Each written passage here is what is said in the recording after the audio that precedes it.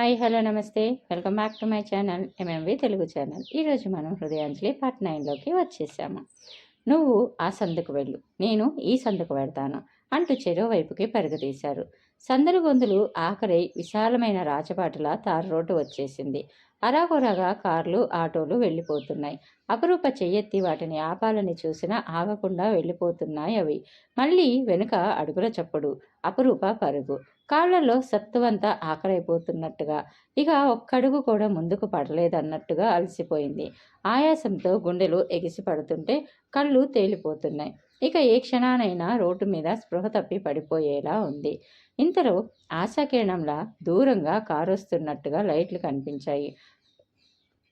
ఈ కారుని ఎలాగైనా ఆపాలి అంటూ కారుకి అడ్డంగా పడైనా, ఆఖరికి కారు చక్రాల కింద పడైనా ఆపాలి. ఈ కారు ఆగకుండా పోతే తన జీవితమే ఆఖరైపోతుంది. వాళ్ళకి చిక్కిపోతుంది. వాళ్ళకి చిక్కిపోవడం అంటే పులి పంజాకి చిక్కిపోయినట్టే. తార్ రోడ్డు మీద మెత్తగా జారిపోతున్నట్టుగా కారు దగ్గరకే వచ్చేసింది. అపరూప చెయ్యెత్తి కారుకి అడ్డంగా పరిగెత్తింది. సడన్ బ్రేక్తో కారు ఆపకపోతే ఆమె మీద నుండి వెళ్ళిపోయేదే, ఘోరం జరిగిపోయేదే. జరగకుండా తప్పిపోయిన విపత్తును తలుచుకుంటే అతడికి గుండెలు జలధరించినట్టుగా అయ్యాయి. ఎంత ప్రమాదం తప్పింది అని అనుకుంటూ రిలీఫ్గా ఊపిరి పీల్చుకుంటూనే ఆ పరిస్థితికి కారణమైన ఆ యువతి మీద వల్లమాలిన కోపం వచ్చేసింది అతడికి. ఏం మనిషివి? తెలివి ఉందా లేదా? చావాలనుకున్నావా? నువ్వు కిక్కురు మనకుండా చచ్చి ఊరుకుంటావేమో కానీ నాకు పోలీసులతో చావొచ్చి పడుతుంది కదా అంటూ రెయిన్ కోట్ మీద వేసుకొని చుర్రుమన్న కోపంతో దిగబోతున్న అతడిని మధ్యలోనే అడ్డుకుంది అపరూప. దిగకండి, నన్ను ఎక్కనీయండి. వాళ్ళు నన్ను పట్టుకోవడానికి వచ్చేస్తున్నారు. వాళ్ళకి చిక్కిన నా మాన ప్రాణాలు పోతాయి. ప్లీజ్ నన్ను రక్షించరు అని అంది. ఆ స్వరం సుపరిచితమే. షాక్ కొట్టినట్టుగా చూశాడు. అక్కడ మస్క వెలుతురుగా ఉన్న ఆమెను గుర్తించాడు. గుండెలో నిప్పురవ్వ బగ్గుమన్నట్టుగా అయ్యింది అతనికి. క్రింద పెట్టిన కాలు పైకి తీసుకొని డ్రైవింగ్ సీట్లోకి జరుగుతూ ఎక్కు అన్నాడు. అపరూప ఎక్కింది. ఆమె తల్లోంచి ఒంటి మీద నుండి వాన నీళ్లు కారిపోతున్నాయి. ప్లీజ్ స్టార్ట్ చేయండి, వాళ్ళు వచ్చేస్తారు అని అంది. ఎవరు నిన్ను పట్టుకోవడానికి వస్తున్నారు? దొంగతనం చేసి పారిపోయి వస్తున్నావా? అతడి స్వరంలో చురుక్కుమన్న వ్యంగ్యం. ఇంత దయనీయమైన స్థితిలో ఉన్న తనను ఎంత శత్రువైతేనే కానీ పరిహాసం చెయ్యడు అనుకుంటూ తుల్లిపడ్డట్టుగా అతడి ముఖంలోకి చూసిన అపూర్వ మ్రాన్పడిపోయింది. పులిని రెచ్చగొట్టినట్టుగా ఏ మనిషినైతే రెచ్చగొట్టిందో సరిగ్గా ఆ మనిషి పంజా కిందకి శరణాగతికి వచ్చేసింది. పెనం మీద నుండి పొయ్యిలో పడ్డ చందమైంది తన పని. కారు దిగితే వాళ్ళ చేతిలో పడుతుంది. కారు దిగకపోతే ఈయన చేతిలో బందీ అవుతుంది. ప్రతీకారం తీర్చుకునే అవకాశాన్ని పొగరున్న మగవాడెప్పుడూ వదలడు. ఇప్పుడేమిటి దారి? తన బ్రతుకు గోదారి కాకముందే కారు దిగి పరిగెత్తాలి అనుకుంటూ ఆమె దిగటానికి డోర్ మీద చెయ్యి వెయ్యగానే చురుగ్గా ఆమె చెయ్యి పట్టుకొని డోర్ లాక్ చేసేశాడు శిశిర్. చేస్తూనే కారు స్టార్ట్ చేశాడు. హా, ఏమిటి సంగతులు? తరిమేది ఎవరు? దొంగతనం చేశావా అంటే మాట్లాడవేం అంటూ కులాసాగా ప్రశ్నించాడు. జవాబు చెప్పలేదు అపరూప. వెనక్కి తిరిగి చూడసాగింది. వెనక ఒక కారు వస్తుంది. ఆ కారు ఈ కారుని ఫాలో అవుతున్నట్టుగా అనుమానం వచ్చింది. కారు స్పీడ్ పెంచండి, వెనుక వస్తున్న కారు వాళ్ళదేనని నా అనుమానం. వాళ్ళు మనల్ని ఫాలో అవుతున్నారు అంటూ గాబరాగా అంది అపరూప. ఎక్సలేటర్ మీద బూటుకాలు బలంగా అదిమాడు శిశిరు. కారు మెరుపులా దూసుకుపోసాగింది. వెనుక వస్తున్న కారు స్పీడ్ పెరగడం అతడు మిర్రర్లో చూశాడు. ఆమె అనుమానం నిజమే. ఆ కారు తమని ఫాలో అవుతుంది. ఈ అమ్మాయి ఏం చేస్తుంటుంది అని ఆలోచిస్తూ ఉన్నాడు శిశిరు. ఈ వర్షపు రాత్రి ఈమెను పట్టుకోవడానికి వాళ్ళెందుకు వెంటపడ్డారు అనుకుంటూ డ్రైవింగ్ మీదే ఏకాగ్రత నిలిపి వెనుక వస్తున్న కారుని జాగ్రత్తగా గమనించసాగాడు శిశిరు. 10 నిమిషాల తర్వాత వెనుక వస్తున్న కారు కనిపించకుండా పోయింది. వాళ్ళ నుండి మనం తప్పించుకు వచ్చేసినట్టే. నిన్నెక్కడ దింపాలి? చార్మినార్ గల్లీలోనా అని అడిగాడు. అపరూపకు మాత్రం వాళ్ళ నుండి తప్పించుకున్నట్టు ధైర్యం చిక్కలేదు. మెరుపులా ఎక్కడి నుండో చుట్టుముట్టేస్తారేమో నని భయంగా ఉంది. వాళ్ళకి నేను దొరకకుండా ఎక్కడికైనా తీసుకువెళ్ళండి అని అంది గాబరాగా. అచ్చా, ఎక్కడికైనానా? అతడి ముఖంలో హుషారైన నవ్వు, అందులో లీలుగా మిళితమైన రసిక భావం. ఆ మాటకి గుండె జల్లుమంది అపరూపకి. ఎక్కడికైనా తీసుకెళ్ళండి, ఏమైనా చేసుకోండి అని తనే అతడికి పర్మిషన్ ఇచ్చిందా? ఈ గాబరాలు, ఈ ఆపదలు తానేం మాట్లాడుతుందో తనకే తెలియకుండా పోతుంది అని అనుకుంటూ ఉంది. ఇంతలో పక్క గల్లీలోంచి ఇందాక ఫాలో అయిన కారు వచ్చి ఈ కారుకి అడ్డుగా నిలబడింది. అందులో నుంచి బిలబిల్లాడుతున్నట్టుగా నలుగురైదుగురు దిగారు. వాళ్లే. వేటగాడిని చూసిన గువ్వ పిల్లలా వణికిపోయింది అపరూప. శిశిరేం మాట్లాడలేదు. వాళ్ళొచ్చి కారుని చుట్టుముట్టేలోగా చప్పున ఆమె తల మీద చెయ్యుంచి తన తొడ మీద అదుముకొని ఆమె నిండా రెయిన్ కోట్ కప్పేశాడు. ఒకడు తల లోపలికి పెట్టి మొరటుగా అడిగాడు, కారులో ఎవరున్నారు అని. నేను, నా భార్య. ఆవిడకి ఫీవర్, చలితో ఈ వర్షంలో డాక్టర్ రానంటే నేనే తీసుకువెళుతున్నాను ట్రీట్మెంట్ కోసం. రోడ్డు మీద అడ్డంగా కారాపి ఏమిటి మీరు చేస్తున్న న్యూసెన్స్ దబాయించాడు శిశిర్. మర్యాదస్తులను అల్లరి పెడితే ఏం జరుగుతుందో తెలుసా? రేపు ఉదయానికల్లా మీరు మీ కారు పోలీస్ స్టేషన్లో ఉంటారు. జేబులో నుంచి నోట్బుక్ తీసి కార్ నెంబర్ నోట్ చేసుకున్నాడు. ఆ కంఠంలో కంగుమన్న గాంభీర్యానికి వాళ్ళకి వెనక్కి తగ్గక తప్పలేదు. ఇదే car boss, chocolate colour car. ఈ కారు రోడ్డు మీద ఆగి కదిలేసరికి ఆమె కనిపించలేదు. నేను బాగా చూశాను అని అన్నాడు ఒకడు. బేవకూఫ్, ఈ కారులోనే ఎక్కితే ఆమె ఉన్నట్టుండి ఎలా మాయమవుతుందిరా అని అడిగాడు. అదే నాకు అర్థం కావటం లేదు అని అన్నారు. కార్ని రోడ్డు మధ్య నుండి పక్కకు తీయడంతో శిశిర్ కారు తిరిగి స్టార్ట్ చేశాడు. వెనుక కారు ఫాలో కావటం లేదని తెలిసాక కారు అక్కడే ఆగింది. వాళ్ళు మనల్ని ఫాలో కావటం లేదు, ఇక లేచి కూర్చో సరిగా అన్నాడు శిశిరు. అయినా అపరూప లేవలేదు. ఏంటి, ఎంచక్కా నిద్రపోయావా ఏమిటి అంటూ ఎడమ చెయ్యి ఆమె తల మీద పెట్టి కదిల్చాడు. అప్పటికి ఆమె లేవలేకపోతే అనుమానం వచ్చింది. కారాపి 2 చేతులతో ఆమె ముఖం పైకెత్తాడు. ఆమె కళ్ళు మూతపడి ఉన్నాయి. పళ్ళు గట్టిగా ఖర్చుకుపోయాయి. మై గాడ్, భయంతో స్పృహ తప్పిపోయినట్టుందే అనుకున్నాడు. ఆమె పడిపోకుండా సీటు మీద భద్రంగా జరిపి ఆమె తలని తొడ మీద అలాగే పెట్టుకొని తిరిగి కారు స్టార్ట్ చేశాడు. 10 నిమిషాల తర్వాత జానకి క్లినిక్ అన్న బోర్డున్న బిల్డింగ్ ముందు కారాపి ఆమెను చేతుల మీదుగా ఎత్తుకొని లోపలికి వెడుతున్నా అతడికి తెలియదు. దూరంగా ఆగిన ఆటోలో కూర్చున్న ముగ్గురు తనను గమనిస్తున్నారని. అప్పటికి వర్షం తుంపరగా పడుతుంది. ఆయన చెప్పింది కరెక్టేరా, భార్య కాకపోతే ఎందుకు ఎత్తుకుంటాడు? ఆమెకు సుస్థి చేయకపోతే హాస్పిటల్కి ఎందుకు తెస్తాడు? ఇక ఆ కార్ని వాళ్ళని ఫాలో కావడం అనవసరం, పదా అని అనుకుంటూ అన్నారు. ఆటో వెళ్ళిపోయింది. క్లినిక్ మూసివేసి వెళ్ళిపోయే హడావిడిలో ఉన్నాడు డాక్టరు, ఆయన కాంపౌండరు. సరాసరి తీసుకెళ్లి టేబుల్ మీద పడుకోబెట్టాడు శిశిరు.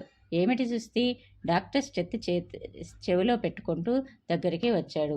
ఆమె వర్షంలో పరిగెత్తుతూ వస్తూ స్పృహ తప్పి నా కారు క్రింద పడబోయింది. కనీస మానవతా ధర్మంగా ట్రీట్మెంట్ ఇప్పించి పంపిద్దామని తీసుకువచ్చాను అని అన్నాడు. డాక్టర్ పరీక్ష చేస్తూనే కనుబొమ్మలు ముడివేశాడు. అరే, ఈ దెబ్బలన్నీ ఏమిటి? మీ కారు క్రింద ఎందుకు పడబోయింది అని అడిగాడు. అప్పుడు చూశాడు ఆమె చేతులకి కాళ్ళకి అయిన గాయాలు. మోచేతులు బాగా డోక్కుపోయాయి. కాలిబొటన వేలు పగిలిపోయి రక్తపు ముద్దలా కనిపిస్తుంటే కళ్ళు తిరిగినట్టుగా అయ్యాయి. ఆమె పరిగెత్తుకు రావడం వల్ల దెబ్బలు తాకాయేమో. ఎందుకు పరిగెత్తుకు వచ్చింది అది వర్షంలో అని అడిగాడు డాక్టర్. ముందు ఆమెకు స్పృహ రావడానికి ఇంజెక్షన్ ఇచ్చి తర్వాత కాంపౌండర్ సహాయంతో గాయాలను శుభ్రంగా తుడిచి ప్లాస్టర్ వేసి కాలి బ్రొటన వేలకి బ్యాండేజ్ వేశాడు డాక్టరు. ఇదంతా అయ్యేసరికి ఓ 10 నిమిషాలు పట్టింది. నెమ్మదిగా కదిలింది అపరూప. కళ్ళు తెరవగానే మెడలో స్ట్రెత్తో వేలాడుతున్న డాక్టర్ కనిపించాడు. ఆ తర్వాత కాంపౌండరు, ఆ తర్వాత శిశిరు. ఆ పరిసరాలను కాసేపు చూడగానే అది హాస్పిటల్ అని తెలిసిపోయింది. టేబుల్ మీద నుండి లేస్తూ, ఇక్కడికెందుకు తెచ్చారు నన్ను అంది నీరసంగా. ఎవరు, ఎక్కడిది, ఎందుకు నీ కారు కింద పడబోయింది అన్న తలతిక్క ప్రశ్నలన్నీ నా మెడకు చుట్టుకోవడానికి తిక్కరేగినట్టుగా అన్నాడు శిశిరు. ఇక పర్వాలేదు, షీఈజ్ ఆల్ రైట్.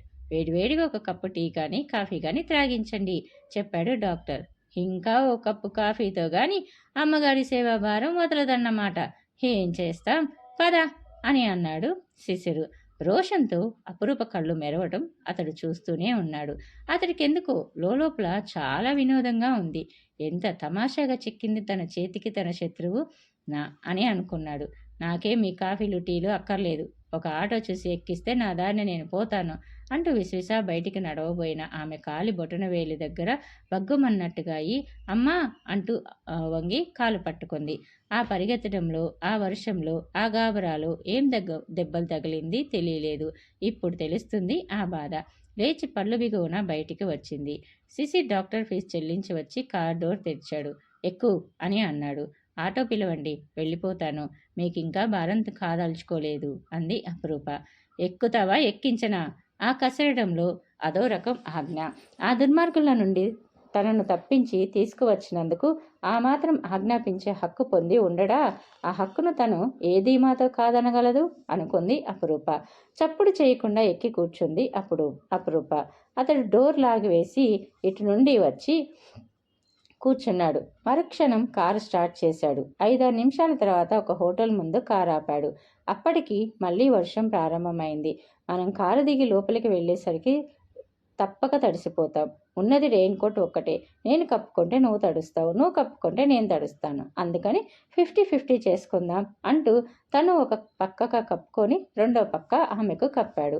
ఒళ్ళు తాకుతూ కంబరం అనిపించింది అపరూపకు. వద్దు, నేను ఊరికే వస్తాను అంటూ రెయిన్ కోట్ తీసివేయబోయింది. అప్పుడే మడికట్టేశావా? నా తోడ మీద రక్షణ పొందిన విషయం అప్పుడే మరిచిపోతే ఎలా? మరీ ఇంత కృతజ్ఞత సహించలేను అని అన్నాడు. తీయబోతున్న రెయిన్ కోట్ మళ్ళీ భుజం మీద వేసుకుంది. ఒకరు కప్పుకునే రెయిన్ కోటు ఇద్దరు కప్పుకోవటం వల్ల ఇరుకుగా బాగా దగ్గరై నడవక తప్పలేదు. పేరడిగితేనే పిల్లల ఎగిరిపడ్డ పిల్ల, ఒట్టి వదరబోతు పిల్ల ఇప్పుడు నేరుగా తన వాళ్ళలోకి వచ్చేసింది. శిశిర్ పెదవుల మీద నవ్వు. ఇద్దరు హోటల్లోకి నడిచారు. టేబుల్స్ చాలా వరకు ఖాళీగానే ఉన్నాయి. ఒకరిద్దరు మాత్రం మీల్స్ చేస్తున్నారు. వాళ్ళకి దూరంగా ఒక టేబుల్ చూసి కూర్చున్నాడు. వాచి చూసుకున్న శిశిర్, మై గాడ్, 10:30. అందుకే కడుపులో ఆకలి దంచేస్తుంది. నువ్వేం తీసుకుంటావు అని అడిగాడు శిశిర్. నాకేమొద్దు, టీ మాత్రం చాలు అని అంది అపరూప. ఇద్దరికీ టీ తెప్పించాడు. అపరూప ఒక్క గుక్కలో తాగేసి ఖాళీ కప్పు కింద పెడితే అతడు మాత్రం నెమ్మదిగా సిప్ చేస్తూ అడిగాడు, వాళ్ళెవరు? నీ వెంట ఎందుకు పడ్డారు అని. ఒక అమ్మాయిని అందరూ చూస్తుండగా గుండాలు ఎత్తుకుపోయారు అంటూ విద్యావతి కదా ఇప్పుడు విద్యావతికి దాపరించిన దుస్థితి చెప్పింది. పాపం విద్యావతి, ఏమైందో? ఆమెను చంపేస్తారేమో. ఇంత కష్టపడి ఆమెను రక్షించలేకపోయాను అంటూ నిట్టూర్చింది. ఎంత దుస్సాహసం నీది! ఒంటరిగా దుర్మార్గుల డేరాలో అడుగు పెడితే ఏం జరుగుతుందో ఊహించలేని అమాయకురాలివా నువ్వు? లేక లేడీ జేమ్స్ బాండ్ కావాలని కోరికనా? విస్మయం వ్యక్తం చేశాడు శిశిరు. నేనలా ఏమీ అనుకోలేదు. ఒక ఆడపిల్లని అందరూ చూస్తుండగా గూండాలెత్తుకుపోతే నన్ను చుట్టుముట్టిన ఆవేశమే ఆమె వెంట వెళ్ళేలా చేసింది అని అంది. శిశిర్ టీ త్రాగటం, బిల్ చెల్లించటం అయిపోయింది. మళ్ళీ రెయిన్ కోట్లో దగ్గరగా ఇద్దరు. అపరూప ఎక్కగానే తాను ఎక్కి కారు స్టార్ట్ చేసి, మీ ఇంటికి ఎటు వెళ్లాల్సింది చెప్పు అని అన్నాడు. అపరూప చెప్పింది. అయితే అతడి ఇంటికే తీసుకువెడతాడా, ఇంకెక్కడికైనా వెడతాడా అన్న శంక లోపల పీడించసాగింది ఆమెను. కానీ అది కొద్దిసేపే. కారు తానింటికి వెళ్లాల్సిన రూట్లోనే వెడుతున్నట్టు గుర్తించింది. వర్షం హఠాత్తుగా విజృంభించింది. రోడ్డు మీద నడుంలోతు దాకా ప్రవహిస్తున్న వాన నీళ్లు కార్ని ముంచేసేలా పైకి చిమ్ముతుంటే ఆపెయ్యక తప్పింది. లాభం లేదు, రోడ్డు కనిపించడం లేదు. ఈ పరిస్థితుల్లో కారు నడపడం దుస్సాహసమే అవుతుంది. ఏనుగు తొండాలతో గుమ్మరిస్తున్నట్టుగా వర్షం. పరిసరాలు నిర్మానుష్యమై ఉండగా వర్షం కారు చుట్టూ తెరకట్టగా ఈ ప్రపంచమంతా అంతర్హితమై పోయి ఈ కారులో తామిద్దరూ మిగిలిపోయినట్టుగా అనిపించింది. చుట్టూ జలమయమై ఏదో ఒంటరి దీవిలో చిక్కుబడినట్టుగా గుబులు ప్రారంభమైంది అపరూపలో. తన జేబులోంచి సిగరెట్ ప్యాకెట్ తీస్తూ, ఒక సిగరెట్ కాల్చుకోవచ్చా అని అడిగాడు. నన్ను అడగడం ఎందుకు, నాదేముంది అంటూ ఉదాసీనంగా అంది అపరూప. ఎదుటి వాళ్లను మన్నింపుగా చూడటం నీకు తెలియదేమో కానీ నాకు తెలుసు అని అన్నాడు. అందుకేనా పార్కులో అంతా నాగరికంగా ప్రవర్తించింది అని అడగాలనిపించింది. కానీ అడగలేదు. ఆనాడు అతడు అనుచితంగానే ప్రవర్తించి ఉండొచ్చు. ఈనాడు అతడు చేసిన ఉపకారానికి ఆ పాపం ప్రక్షాళమైనట్టే అని అనుకుంది. అతను సిగరెట్ వెలిగించుకొని గుండెల నిండా పొగ పీల్చి వదులుతూ తాపీగా బయటికి చూడసాగాడు. కిటికీలన్నీ మూసివేసిన కారులో ధూమకేతువు నిండిపోగా శ్వాస ఆడనట్టుగా అయ్యి దగ్గసాగింది అపురూప. అతను వెంటనే సారీ అంటూ సిగరెట్ బూటు కింద వేసి నలిపేశాడు. వర్షం ఎడతెరపి లేకుండా కురుస్తూనే ఉంది. ఇప్పుడే ఆగేట్టు లేదు. అతను హఠాత్తుగా అడిగాడు, ఇప్పుడైనా నీ పేరు చెప్పవా అని. అందుకు ఆమె, నా పేరుతో నీకేం పని అని అడిగింది. పేరులోనే పెన్నిది ఉంటుందట అని అన్నాడు. నాకెవళ్లతోటి పరిచయాలు పెంచుకోవడం కానీ పెట్టుకోవడం కానీ ఇష్టం ఉండదు అని అంది. గాజుల షాపులో నువ్వంత రాక్షసంగా ప్రతీకారం తీర్చుకున్నప్పుడే అనుకున్నాను నువ్వు ఒక ఒంటి స్తంభం మేడలో పెరిగిన దానివని, నీ గుండె ఒట్టి బండ అని అన్నాడు. నేను మేడలో పెరిగిన దాన్ని కాదు, పూరి కుంపలో అద్దె కుంపలో చాలా కష్టాలు పడుతూ పెరిగాను. అన్నీ పోగొట్టుకున్నా ఒక్కటే పోగొట్టుకోకుండా కాపాడుకుంటూ వస్తున్న కుటుంబం మాది అని అంది. పేరు చెబితేనే పరువు పోతుందా అని అడిగాడు శిశిరు. ముక్కు ముఖం తెలియకుండా ఒక అమ్మాయిని హఠాత్తుగా పేరు అడిగితే మీ ఆంతర్యం చెడ్డగా అర్థమైతే అది నా తప్పు కాదు. నేనేం అని అంది. నేనేం చెడు ఉద్దేశంతో అడగలేదు. నిన్ను చూడగానే నాకు కలిగిన ఒక పులకింతతో అడిగాను. అదేమిటో తెలుసా? నా జ్ఞాపకాల తెరల్లో నిరంతరం దోబూచులాడే ఒక ముఖపద్మం. ఆమె నా చిన్ననాటి చెల్లి. గుండెల్లో హత్తుకున్న ఆ రూపం నువ్వుగా మారి వచ్చావనిపించింది. ఆమె పెద్దయితే అచ్చు నీలాగే ఉంటుందనిపించింది. ఆమె పేరేంటని అపురూప అడగలేదు. అతను చెప్పలేదు. చెబితే ఆ సస్పెన్స్కి అప్పుడే తెర తీసి నువ్వు తీసిన ఫోటోలు పేపర్కి ఇస్తావా అని అడిగాడు. ఇవ్వకపోతే ఇంతగా ప్రాణాలకు తెగించి చేసిన సాహసం వృధా అయిపోదు అని అంది. విద్యాభాతిని చెరపట్టిన ఆ దుర్మార్గులను ప్రపంచం ముందు నిలబెట్టడానికైనా పోలీసులకు పట్టివ్వడానికైనా బలమైన సాక్ష్యాలు అవే కదా. విద్యాభాతిని రక్షించలేకపోయినా కనీసం దోషులకు శిక్ష పడాలా చేస్తే నా ఆత్మకు తృప్తిగా ఉంటుంది. నేను చేస్తున్న ఉద్యోగరీత్యా ఇది నా బాధ్యత. వృత్తిలో నన్ను ఒక మెట్టు పెంచే సంఘటన ఇది అని అంది అపురూప. నీ ఉద్యోగ విషయంలో కానీ నీ పర్సనల్ విషయాల్లో కానీ నేను సలహా ఇవ్వకూడదనుకో. ఎందుకంటే నేను నీకేమి కాను కాబట్టి. స్నేహితుడిని చెప్పుకోవడానికైనా అలాంటివి నీ జీవితంలోకి అడుగుపెట్టనివ్వవు కాబట్టి. బద్ధశత్రులమైన మన ఇద్దరిని ఈ కారులో చిత్రంగా కట్టిపడేసిన కాలం ఈ మాట చెప్పే చనువుని ఇస్తుంది. నువ్వు ఆ ఫోటోల్ని పత్రికకు ఇవ్వకపోవటమే మంచిది. అసలు ఈరోజు ఆ దుర్మార్గులు విద్యావతిని ఎత్తుకుపోవడం కానీ ఆ తర్వాత నువ్వు చూసిన విషయాలు కానీ బయట పెట్టకపోవడం మంచిది అని అన్నాడు. నేను జర్నలిస్టుని. అలా చేస్తే నా వృత్తికే ద్రోహం చేసిన దాన్ని అవుతాను. ప్రాణం పోయినా సరే నిజాన్ని వెలుగులోకి తీసుకురావటం నా బాధ్యత అని అంది అపురూప. ప్రాణం కంటే ముందు మానం పోతుంది. విద్యావతికి పట్టిన గతి నీకు పడుతుంది. వాళ్ళ జోలికి వెళితే ఈరోజు వెంట్రుక వాసిలో ఆ గండం గడిచిందని మరవకు. నా ఆపద్బాంధవులు మీరేనన్న నిజాన్ని కూడా నేను మరవలేను అని అంది. Thank you. ఒక బండ మనిషి చేత ఆ మాత్రం గుర్తింపు పొందటం నా అదృష్టం అని అన్నాడు. అదృష్టమని భుజాలు ఎగరేసి ముందుకు మాత్రం గంతేయకండి, ముఖం పగిలి పళ్ళు రావుతాయి అని అంది అపురూప. తెలుసు. గాజుల షాపులో జరిగిన సంఘటన నేను ఇంకా మర్చిపోలేదు. రూపం అప్సరస్సుకు తలదన్నేదైతే హృదయం మాత్రం ఏ శాకినీకో డాంకనీకో చెందాల్సింది అని అన్నాడు. ఆ మాత్రం భయం ఎదుటి మనిషిలో కలిగిస్తే నా హద్దులు భద్రంగా ఉంటాయని నా ధైర్యం. కానీ నాకొక్కటే ఆశ్చర్యం, నేను చేసిన దానికి ప్రతీకారం తీర్చుకోకపోవడం, పైగా నా పట్ల జెంటిల్మెన్లా ప్రవర్తించారు అని అంది. శిశిర్ మనోహరంగా ఓ నవ్వు నవ్వి, నేను జెంటిల్మెన్ని కాదని ఎవరన్నారు? కాకపోతే చెడ్డవాళ్ళకి చెడ్డవాడినవుతాను. ఈరోజు నువ్వు చేసిన సాహసం వింటే నీ వ్యక్తిత్వం విశ్వరూపమై నన్ను విస్మయపరిచింది అని అన్నాడు. ఇక వర్షం తగ్గుముఖం పట్టడంతో కారు స్టార్ట్ చేశాడు. కారు తుడుస్తున్న డ్రైవర్ రాజు కళ్ళు హఠాత్తుగా పెద్దవి అయ్యాయి. ఆ పెద్ద పెద్ద కళ్ళల్లో ఆశ్చర్యం నెమ్మదిగా చోటు చేసుకుంది. చిన్నబాబు గారి కారులో ఆడవాళ్లు పెట్టుకొని చెవి కమ్ము, అది ముందు సీటు కింద. సంభ్రమంతో ఆ కమ్మని చేతిలో తీసుకున్నాడు రాజు.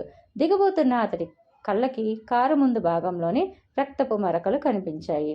రక్తపు మరకలు ఆడవాళ్లు పెట్టుకుని చెవి కమ్మ. అతడి కళ్ళ ముందు తను ఇష్టంగా చూసే హర్రర్ సినిమాలు, పిచ్చిగా చదివే డిటెక్టివ్ పుస్తకాల్లోని సంఘటనలు గిర్రున తిరిగాయి. పెళ్లి చేసుకోనని భీష్మించుకున్న చిన్నబాబు కారులో ఒక ఆడమనిషి ప్రయాణించింది. ఆమె తాలూకు రక్తపు మరకలు జరిగిన మిస్టరీని విప్పడానికన్నట్లు కారులో మిగిలిపోయాయి. మరో క్లూ ఇవ్వడానికన్నట్లు చెవి కమ్మ కూడా వదిలిపోయింది. ఇదంతా కలిపి చూస్తుంటే యవ్వనంతో పిటపిటలాడుతున్న చిన్నబాబు చేత ఎవరైనా అమ్మాయి బలాత్కారానికి గురి కాబడిందా? ఆ ఆలోచన రాగానే తన చెంపల్ని తానే వాయించుకున్నాడు అతడు. ఆడపిల్లలకేసి కన్నెత్తైన చూడని చిన్నబాబు ఓ ఆడదాన్ని బలాత్కారం చేయడం ఏమిటి అని అనుకున్నాడు. మరి ఈ కమ్మ, ఈ రక్తపు మరకలు అని అనుకున్నాడు. ఢిల్లీ నుంచి వచ్చి దిగిన అమ్మాయివి కావు కదా. నిన్న మొన్న చిన్నబాబుతో ఆ అమ్మాయి తిరుగుతుంది. కానీ ఈ కమ్మ ఆ అమ్మాయి చెవికి తను చూడలేదు. ఆమె చెవులకి చాలా పెద్ద పెద్ద రింగులున్నాయి అని అనుకున్నాడు. ఈ మిస్టరీ ఏదో విప్పే వరకు అతడి కుతూహలం ఆగలేదు. డిటెక్టివ్ భగవాన్, డిటెక్టివ్ భయంకర్ మొదలైన పెద్ద పెద్ద డిటెక్టివ్లంతా సాక్షాత్కరించి అతడికి స్ఫూర్తినిస్తున్నట్టుగా చెయ్యి ఊపారు. కమ్మ చేతులు అలా ఎత్తి పట్టుకొని చెట్ల పాదుల్లోకి నీళ్లు వదులుతున్న తాత దగ్గరకు వెళ్ళాడు. చిన్నబాబు గారి కారులో ఆడవాళ్ళని ఎవరినైనా చూసావా అని అడిగాడు. చిత్రమ్మ, చిన్నబాబు కలిసి తిరుగుతారుగా, అప్పుడప్పుడు అమ్మగారు కూడా వెడుతుంటారు అని అన్నాడు ఆ తాత. నేను అడిగింది నిన్నటి సంగతి. నిన్న అని అన్నాడు అతను. నిన్న చిన్నబాబు మీటింగ్ నుండి వచ్చేసరికి సాయంత్రం 4 అయింది. చిత్రమ్మ గారు సినిమాకు వెడదామంటే క్లబ్కు వెళ్ళాలంటూ చెప్పిపోవడం నేను విన్నాను అని అన్నాడు తాత. మళ్ళీ రావడం చూసావా అని అడిగాడు అతడు. గేటు తెరిచింది నేనేగా. చిన్నబాబు ఒక్కరే ఉన్నారు. రాత్రి 11 దాటింది. కారు హారన్ శబ్దం విని వెళ్ళి గేట్ తెరిచాను. ఇంత రాత్రిందేం బాబు అని అడిగాను. సాయంత్రం కుంభవృష్టిగా కురిసిన వర్షంలో రోడ్లు నడుంలోతు దాకా నీళ్లలో మునిగిపోయానని, కారు కదలటం కష్టమైందని చెప్పారు. చిన్నబాబు వచ్చినప్పుడు కూడా ఇంకా వర్షం కురుస్తూనే ఉంది అని చెప్పాడు అతను. కుంభవృష్టి, చీకటి రాత్రి. చిన్నబాబు కారులో డ్రైవింగ్ సీట్ కింద ఆడవాళ్ళ చెవి కమ్మ, రక్తపు మరకలు. ఈ కమ్మని ఇంతకు ముందు ఎవరి చెవులకైనా చూశావా అని అడిగాడు తాతని అతను. అతడు చూడలేదన్నట్టుగా తలూగించి, ఎక్కడిది, దొరికిందా అని అడిగాడు. మళ్ళీ వెంటనే బంగారుదేనా అని కూడా అడిగాడు. అతడి కళ్ళల్లో స్పష్టంగా ఈర్ష్య కదలాడింది. గొంతు తగ్గించి రహస్యం చెబుతున్నట్టుగా చెప్పాడు రాజు. చిన్నబాబు గారి కారులో డ్రైవింగ్ సీట్ కింద దొరికింది. నిన్న సాయంత్రం క్లబ్కు వెళ్ళిన చిన్నబాబు కుంభవృష్టిలో చిక్కుకుపోయి అర్ధరాత్రి ఇంటికి వచ్చారు. ఇక ఏం జరిగి ఉంటుందో నువ్వే ఊహించుకో. పెళ్ళే వద్దన్న మన చిన్నబాబు గారు ఇన్నాళ్ళకి సరదాల రాయుడయ్యాడన్నమాట. రాజు కన్ను కొట్టడం చూసి మండిపడ్డాడు తాత. నీ ఊహ తగలడా. పాప మాటలు మాట్లాడకు. విన్న వాళ్ళకి ఆ పాపం అంటుకుంటుంది. చిన్నబాబు క్లబ్కి వెళ్ళారా? క్లబ్కి ఆడవాళ్ళు కూడా వస్తుంటారా? ఎవరినైనా కారులో ఎక్కించుకొని వాళ్ళ ఇంటి దగ్గర దింపి ఉంటారు. కమ్మ మర సరిగా తిప్పుకోలేదేమో, పడిపోయి ఉంటుంది. తీసుకెళ్ళి చిన్నబాబు కారుకిస్తే ఆ కమ్మ ఎవరిదో వాళ్ళకే ఇచ్చేస్తాడు అని అన్నాడు ఆ తాత. అందుకు రాజు, నీ ఊహే తగలబడినట్టుగా ఉంది, ఏడ్చినట్టుగా కూడా ఉంది. క్లబ్కు వచ్చే ఆడవాళ్ళు ఎలాంటి వాళ్ళు వస్తారనుకున్నావు? మోడ్రన్ లేడీలు వస్తారు. మోడ్రన్ లేడీలు తప్పకుండా బంగారు లేడీలై ఉంటారు. సొంత కారులో వస్తారు కానీ ఎవరి కారో లిఫ్ట్ అడగరు అని నీ ఊహ ఏడ్చినట్టుంది చెప్పడానికి ఇది చాలు. ఈ కమ్మ చూసావా, సాదాసీదాగా ఉన్న చిన్న నక్షత్రం. ఏ మధ్య తరగతి అమ్మాయిదో అయి ఉంటుంది కానీ డబ్బున్న అమ్మాయిది ఎంత మాత్రం కాదు. ధనవంతులకి సొంత కార్లు ఉంటాయని ఒప్పుకుంటాను, కానీ అవి చెడిపోవచ్చుగా. ఆ సమయానికి ఎవరినో ఒకరిని కాస్త మా ఇంటి దగ్గర దింపుతారా అని అడగొచ్చుగా. అంతవరకు ఒప్పుకుంటాను. ఇది మాత్రం మోడ్రన్ లేడీ చెవికమ్మ కాదు, చాలా సాదాసీదా అమ్మాయిది. ఇది మాత్రం నేను గ్యారంటీగా చెప్పగలను. ఇందులో పొరపాటుంటే నా చెవి కోసుకుంటాను అన్నాడు రాజు. ఇలా సాగింది వాళ్ళిద్దరిది. ముందు వెళ్ళి అది చిన్నబాబు గారికి చెవి కోసుకుంటావో చెవులే కోసుకుంటావో తర్వాత సంగతి అన్నాడు తాత. రాజు కమ్మని అలా ఎత్తి పట్టుకొని ఇంట్లోకి వచ్చాడు. అమ్మగారు, చిన్నబాబు గారు పైన ఉన్నారేమో, ఒకసారి పిలుస్తారా అని అన్నాడు. ఎందుకురా, నీ చేతిలో ఏమిటది? సుధా అడిగింది. ఆడవాళ్ళ చెవికమ్మ అమ్మగారు. ఇది చిన్నబాబు కారులో డ్రైవింగ్ సీట్ కింద దొరికింది. డ్రైవింగ్ అన్న పదాన్ని ఒత్తి పలుకుతూ అన్నాడు. ఏది, ఇలా ఇవ్వు అని అంది సుధా. రాజు ఇచ్చిన కమ్మని అటు ఇటు తిప్పి చూసింది. ఆవిడ ముఖంలో ముప్పిరిగొన్నట్టుగా ఆశ్చర్యం, అనుమానపు నీడలు. ఆవిడ హడావుడిగా సిసి సిసి అంటూ పైకి వెళ్ళింది. డ్రెస్సింగ్ టేబుల్ ముందు నిలబడి టై కట్టుకుంటూ అద్దంలో చూసుకుంటున్నాడు శిశిరు.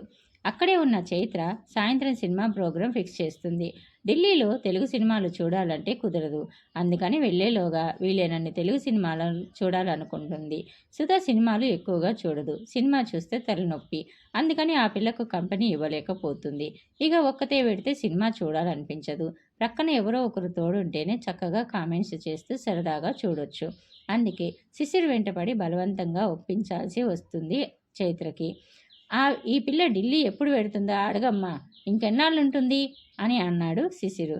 అదేం మాటలురా, ఆ పిల్ల మనకు బరువా అని అంది. నీకు కాదు, నాకు బరువు. ఒక్కటే తెలుగు సినిమాను చూపించి చంపుతుంది అన్న అతడన్న ఆ తీరికి చైత్ర కోపం తెచ్చుకోకుండా పక్కన నవ్వేసింది. మాకక్కడ తెలుగు సినిమాలు తెలుగు పత్రికలు లేక పిచ్చెక్కి చస్తాం, మీకేమో తెలుగంటే ఇంత చులకనా అని అంది చైత్ర. అదే కదా, తూర్పు కొండలు నునుపు అని అంటారు. ఢిల్లీలో ఉన్నావు కాబట్టి తెలుగంటే అపురూపం. 4 రోజులు ఇక్కడ ఉండి రిక్షా వాళ్ళ ఆటో వాళ్ళ తెలుగు విని చూడు. తెలుగు అంటేనే నీకు పిచ్చెక్కిస్తుంది. ముస్లిం కల్చర్తో ఇక్కడ తెలుగు ఎప్పుడో కూని అయిపోయింది. సుధకి ఈ గొడవేమి పట్టనట్టుగా, సిసి ఈ కమ్మెవరిదో చూడు, నీ కారు సీట్ కింద దొరికిందట డ్రైవర్కి అని కమ్మ అతడికిచ్చింది. కమ్మని చూడగానే శిశిర్ ముఖంలో రంగులు గబగబా మారాయి. అతడి గుండె టక్టకా కొట్టుకోసాగింది. చైత్ర చూపులు తదేకంగా అతడి చేతిలో పట్టుకున్న కమ్మ మీదే నిలిచాయి. బాగా పండిన దానిమ్మ గింజ రంగులో ఉన్న ఎర్రరాయి పొదిగిన నక్షత్రపు కమ్మ. అది ఆ లేడీ జర్నలిస్ట్ చెవికి చూసింది తను. ఎంత మాత్రం సందేహం లేదు, ఆ కమ్మ ఆ అమ్మాయిదే. హఠాత్తుగా నెత్తిన పిడుగుపడ్డట్టుగా అయింది చైత్రకి. ఆ పిల్ల మీద శిశిరు ప్రతీకారం తీర్చుకున్నాడా? వర్షపు చప్పుడుకి నిద్ర రాక బాల్కనీలో పచార్లు చేస్తున్న తను రాత్రి 11 తర్వాత అతడు రావటం చూసింది. కారు దిగి హుషారుగా ఈలపాట పాడుతూ రావటం గుర్తొచ్చింది. అంటే అది ఆ పిల్ల మీద కసి తీర్చుకున్న సంతోషమై ఉంటుంది. అనుకోకుండా ఇద్దరి మధ్య రగిలిన యుద్ధం చివరికి ఆ పిల్ల బతుకును నాశనం చేసేందుకు దారి తీసిందన్నమాట. శిశిర్ది ఒట్టి అల్లరి మాత్రమే అనుకుంది. ఆ అల్లరి ముసుగులో ఒక కామాంధుడు ఉన్నాడని ఇప్పుడు తెలిసింది అనుకుంటూ జుగుప్సతో నిండిపోయింది చైత్ర మనసు. నిన్న రాత్రి క్లబ్ నుండి వస్తుంటే ఒక ఆమె కారు క్రింద పడబోయిందమ్మా. దెబ్బలు కూడా తగలడంతో ఆమెను డాక్టర్ దగ్గరికి తీసుకువెళ్ళి ట్రీట్మెంట్ ఇప్పించి ఇంటి దగ్గర దింపి వచ్చాను. బహుశా ఆవిడ చెవికమ్మ కారులో పడిపోయింది కాబోలు. ఇల్లు చూశాను కదా, తీసుకెళ్ళి ఇచ్చేస్తాను అంటూ అనుమానించడానికి ఇంకేమీ కనిపించలేదు సుధకు. వెళ్ళిపోయింది. బేష్, మొత్తానికి తెలివైన వాడివే, కథ చాలా దూరం నడిపావన్నమాట అని అన్న చైత్ర మాట చురుక్కుమనేలా తగలటంతో చివ్వున తల తిప్పి ఆమె ముఖంలోకి చూశాడు. ఆ అమ్మాయి ఇల్లు కూడా చూశావా? ఆ పిల్ల పౌరుషానికి ధీటుగా నీ మగతనం నిరూపించుకున్నావన్నమాట. ఇంతకీ ఏం అని అంది. ఇంతకీ ఏమిటి నీ విసుర్లు? విసుగ్గా అడిగాడు శిశిరు. నా కళ్ళల్లోకి సుటిగా చూసి నిజం చెప్పు, ఆ అమ్మాయిని ఏం చేశావు అంటూ తీవ్రమైన స్వరంతో అడిగింది. ఆమె చూపులు ఆమె అనుమానం అర్థమైపోయి కంపరంగా అనిపించింది. ఎంత చెడ్డగా అర్థం చేసుకుంది తనను అని అనుకుంటూ ఏం చేయలేదు అంటూ ముక్తసరిగా అనేసి వెళ్ళబోయాడు. అంతకంటే మాట్లాడాలనిపించలేదు శిశిరికి. అయితే చైత్ర రిబ్బున వచ్చి అతడి రెక్క పట్టుకుంది. చెప్పకుండా వెళ్ళనివ్వను. ఆ పిల్లను పువ్వుల నలిపివేసి నీ కసి తీర్చుకున్నావా? ఆవేదనగా ఆవేశంగా అడిగింది. మీ ఆడవాళ్ళు ఎంత తొందరగా ఒక నిర్ణయానికి వస్తారు? నిన్ను పెళ్ళాడే మగాడెవడో గాని నీ అనుమానాల దెబ్బకి చచ్చి ఊరుకుంటాడు. అతడు శాంతాన్ని తెచ్చుకుంటూ అని అన్నాడు. నవ్వకు, నాకు మండుకొస్తుంది. నిన్న ఏం జరిగిందో చెప్పకపోతే నా మీద ఒట్టే అని అంది చైత్ర. నాకు ఆఫీస్కు టైం అవుతుంది చైత్ర, వచ్చాక చెప్తాను ఏం జరిగిందో అని అన్నాడు. అంతదాకా ఓపిక లేకపోతే అడ్రస్ ఇస్తాను, వెళ్ళి ఏం జరిగిందో ఆమెనే కనుక్కో. కానీ ఒకటి మాత్రం గుర్తుపెట్టుకో, నీ స్నేహితుడిగా గర్వంగా చెప్పుకోగల వ్యక్తిత్వమే కానీ నువ్వు ఊహిస్తున్నట్టుగా నీచమైన ఆలోచనలు నా దరిదాపులకు కూడా రావు. చకచక క్రిందికి దిగి వచ్చేసి కారెక్కబోతున్న అతడితో అన్నాడు డ్రైవర్. రక్తపు మరకలు ఎంత తుడిచినా పోవటం లేదు చిన్నబాబు. రాత్రి వర్షంలో ఎవరికైనా యాక్సిడెంట్ చేయలేదు కదా, పాపం ఎవరో ఆడకూతురు అని అన్నాడు.